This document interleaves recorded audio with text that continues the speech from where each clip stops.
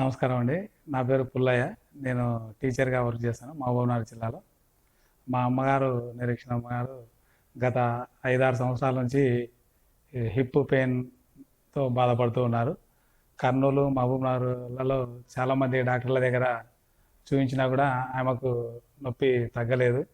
అయితే డాక్టర్ బాలరాజు గురించి తెలుసుకున్న తర్వాత ఆయన దగ్గరకు వచ్చి చూపించిన తర్వాత ఆయన మొత్తం టోటల్ హిప్ రీప్లేస్మెంట్ చేయాలని చెప్పి దాని గురించి మాకు అవగాహన ఏర్పరిచి ఆపరేషన్కు సన్నద్ధం చేసినారు.